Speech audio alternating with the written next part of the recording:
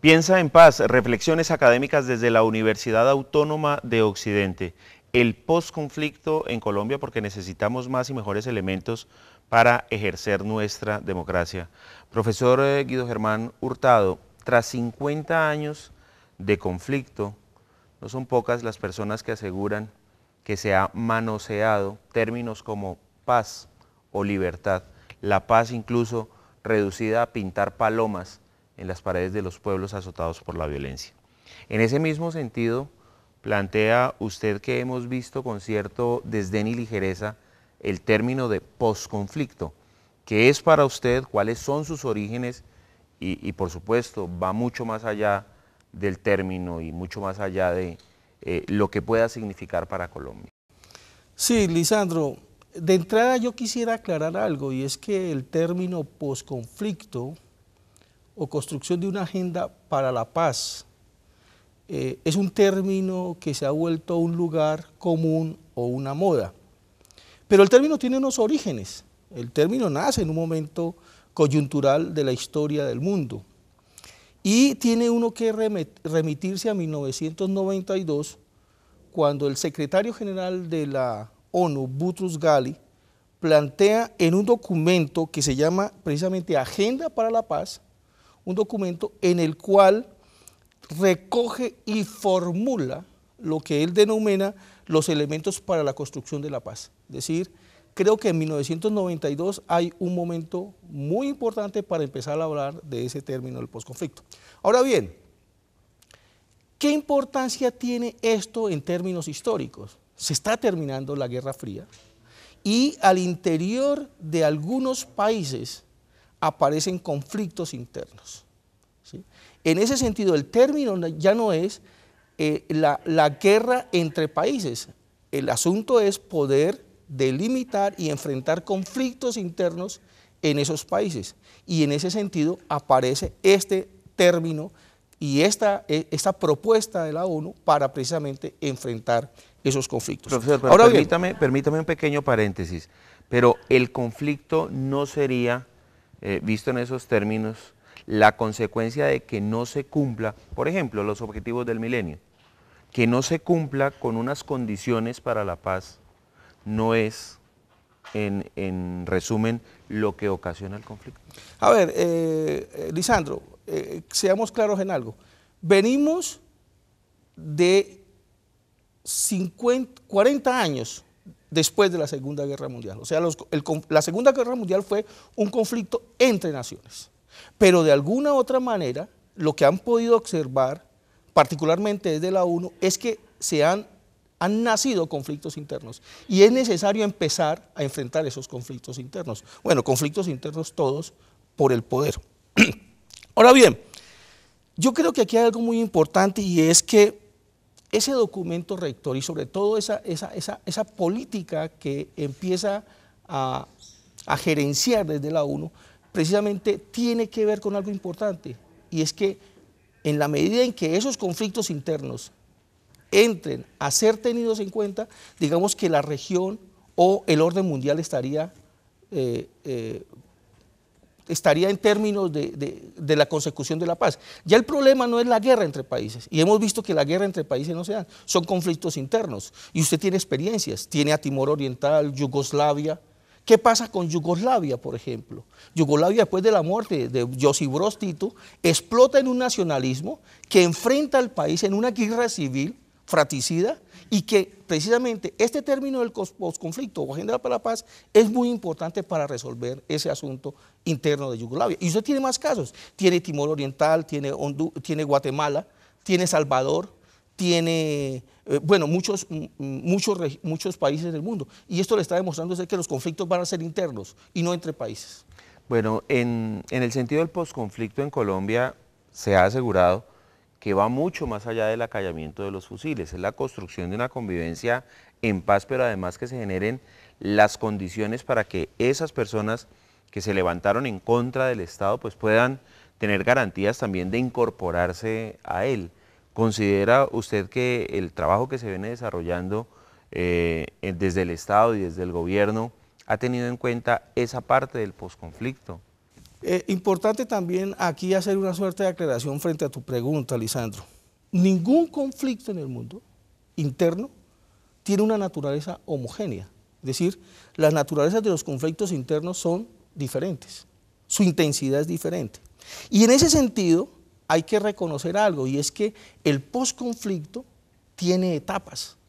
Al menos hay 3 etapas bien importantes o momentos para empezar a entender qué tipo de conflicto interno se vive. Y esas etapas son la prenegociación, la negociación y algo importante, la observancia de los acuerdos, ¿sí? El conflicto colombiano hoy creo que está pasando por esas etapas. Y la primera etapa, de alguna otra manera, nos lleva a una condición sine qua non. Y es que la primera etapa, de alguna otra manera, para entrar a negociar, los actores del conflicto armado han tenido en cuenta una máxima, y es que hay una simetría e igualdad con el otro, y nos sentamos a negociar. Desde ese punto de vista, aquí hay una primera etapa que se ha dado en Colombia. La segunda tiene que ver en que empieza el tema de la negociación, y el tema de la negociación es que hay un regateo del poder. Se está regateando el poder en torno a ¿qué? En torno a una agenda que se ha concebido. En Colombia son 5 puntos. Si usted observa los demás países donde ha habido conflictos internos, posiblemente las agendas sean otras. El tema de la agenda sea otra. Y lo otro es que nos queda en este asunto, después de ese regateo del poder, queda algo que es la observancia de los acuerdos. Eso se hará después de que se llegue a un acuerdo sobre los 5 puntos particulares que vive el conflicto colombiano. Profesor, cuando el líder negociador del gobierno, Humberto de la Calle, dice nada está acordado hasta que todo esté acordado, pero además el presidente reafirma que lo que se acuerde en La Habana tendrá que ser aprobado por el pueblo colombiano a través de alguno de los mecanismos democráticos, ¿no estamos ya adelantándonos un poco a esas etapas que usted plantea? No, de alguna manera las etapas han sido concebidas. Es decir, las etapas, digamos que yo las planteo en el sentido en que se pueden vivir estas 3 etapas. Y de hecho todos los países que han tenido conflictos internos los han vivido. El caso colombiano ya nos muestra eso.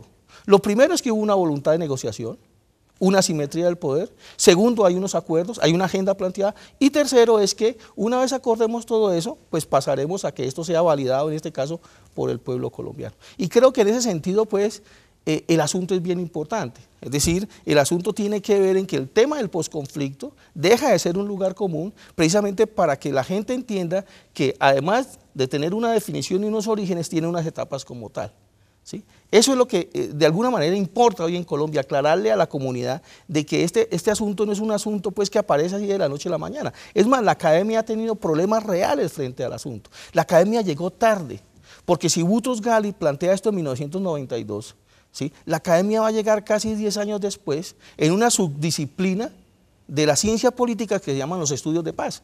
O sea, que los primeros que hicieron todo este asunto de formular qué es el posconflicto, sus etapas y de alguna manera sus procesos a desarrollar, la academia llegó tarde. Los primeros que hicieron esto fueron las agencias internacionales que trabajaron en asuntos de paz. Y la academia llegó pues un poco tarde con una subdisciplina que llaman los estudios de paz, pero que hoy de alguna manera, 20 años después, digamos, ha entronizado en el asunto de que ya se puede entender mejor qué es esto del posconflicto y no trabajarlo como un lugar común.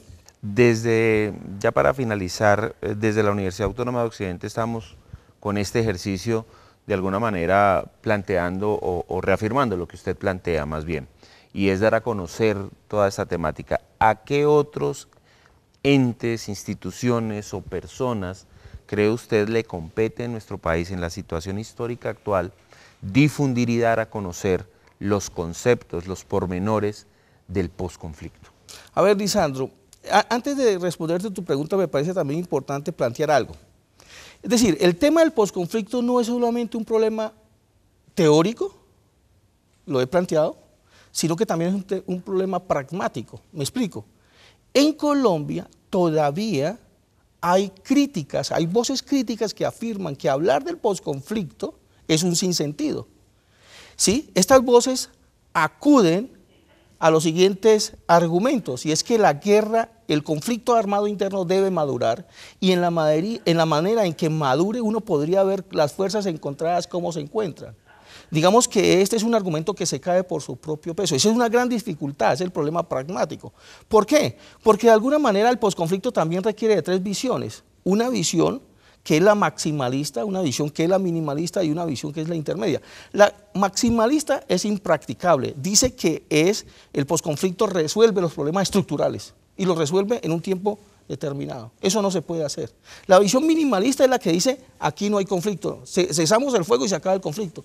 Esa tampoco es posible. Hay una visión intermedia, que es la que estamos trabajando en Colombia, y la visión intermedia es que no solamente se remueven las causas objetivas, sino las causas subjetivas del conflicto, pero además entendamos algo, se tiende sobre la mesa una serie de asuntos de política económica y política social, ¿sí?, para empezar a enfrentar esta agenda para la paz, para que los acuerdos se puedan llevar a cabo, pero sobre todo algo, también es que el posconflicto habla de un momento paliativo y reparativo, y es que hay que reparar, pero no solamente, es decir, reparar significa devolver la posibilidad de vida digna para todos, los que estuvieron en la guerra y la gran mayoría de colombianos que no hemos estado en la guerra, pero que sufrimos la guerra. ¿Quiénes deben trabajar desde la academia? Tu pregunta. Pues yo creo que las universidades, ¿sí? Creo que los entes del Estado, hay unos organismos del Estado en ese sentido, y algunos organismos o algunas ONGs, pero sobre todo yo sí creo que es esa educación para la paz. Hay una cátedra importante que se llama la Cátedra de Constitución Política, que es obligatoria, y la Cátedra para la Paz. Creo que hay que insistir mucho más en que nosotros los colombianos estamos a puertas de empezar verdaderamente a pensar de que este conflicto es un conflicto eterno, infinito, sino que es un conflicto que se resuelve en la medida en que los colombianos entendemos que somos sujetos de derechos y que podemos desde nuestras perspectivas y desde nuestras propias visiones empezar a construir un país posible. Colombia es un país posible para que todos vivamos en paz. Piensa en paz, reflexiones académicas desde la Universidad Autónoma de Occidente, el posconflicto en Colombia, conceptos muy importantes y claves, porque es importante que tengamos elementos para ejercer nuestra democracia.